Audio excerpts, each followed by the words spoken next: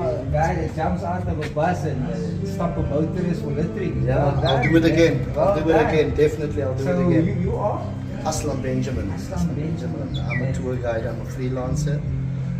Work for myself, yes. Basically, I'm sure that a lot of people know me about the viral video that went out with the litterbug. The guy that actually threw the waste out of his vehicle. And when I saw that as a tour guide, I just thought to myself that this is so wrong, and I had to get out just to show that, you know, this is ways that you don't. We're trying to keep the Cape in shape, and here we have people throwing and littering. And that's why when I took action, I didn't think. I just said to myself that this is so wrong, and I picked it up, and that's why I threw it back in his car. And as I was doing this, I had no idea that I am being recorded, and I thank the guy that actually recorded me. Glad that the guy actually gave himself up. The law enforcement did their job. Okay, so as people seeing in the comments that tourism is more important than gangsterism, you got it wrong. Gangsterism is also very important to the city. Tourism is also very important to our economy, especially this time of the year. This is our seasonal time, and it's very important for us, even with the law enforcement, the metro police. Where we come from in the Cape Flats, I was part of the Cape Flats. I used to live in Mitchell's Plain.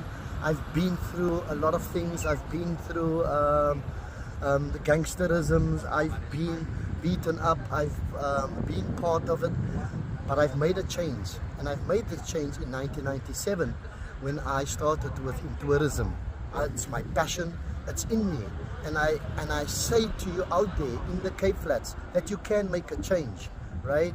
Make a change. People saying that there's no jobs, our unemployment rate is quite high, but if you make a different choice and you are going out there to seek for that job, you will get a job. Try to get in tourism, you'll tell me again, right, how important it becomes.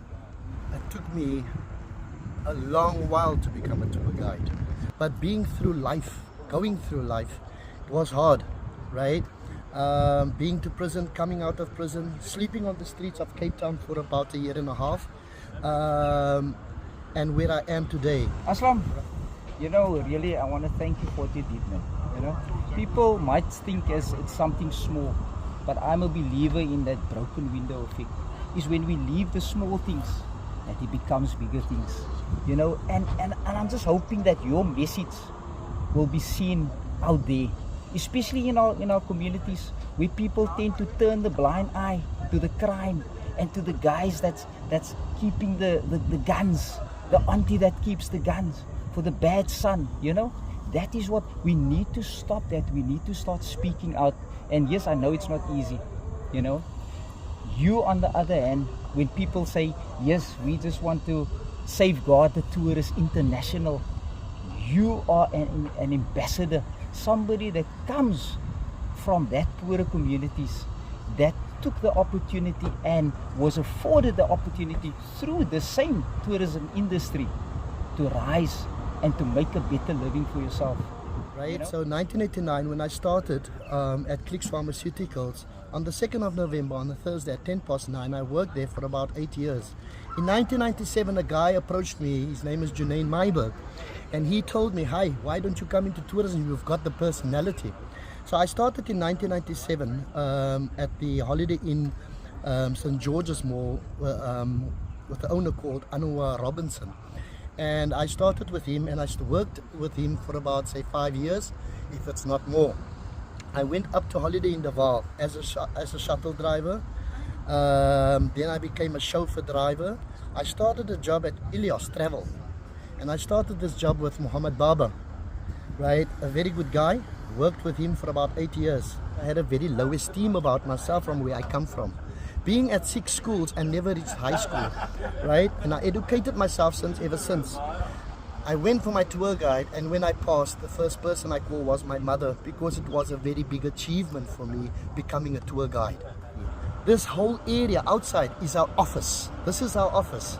So when people mess in our office, litter in our office, you'll get us as tour guides. Today I'm a tour guide, I've got my driver's license, I've got everything, and you can make a change in life. So I'm just saying, out there, people in the Cape Flats, you can make a change. And you know what? I'm also representing a very small unit, tourism safety. And we out there, and we don't say, you know, like people say, that is not my litter, so I'm not going to pick it up. We don't say that is not our crime. Yeah. We don't say the mountain is not our jurisdiction. We go and we deal with it.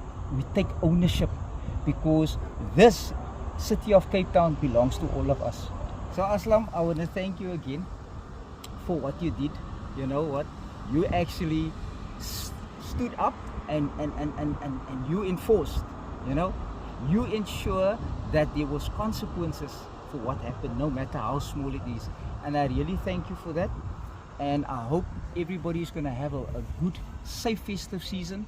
And again, this is where my world connected with his world.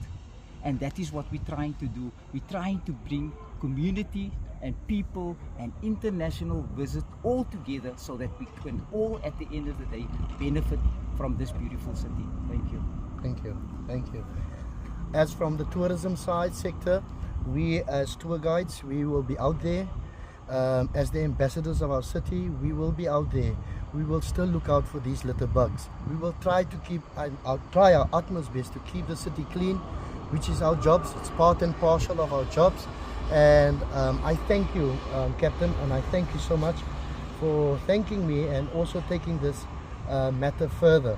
Because it's very important that we don't litter. Litter is a criminal offense. And please, for the new year, guys, let's not litter. Yeah, keep the Cape in shape. Like, man. Have a good one.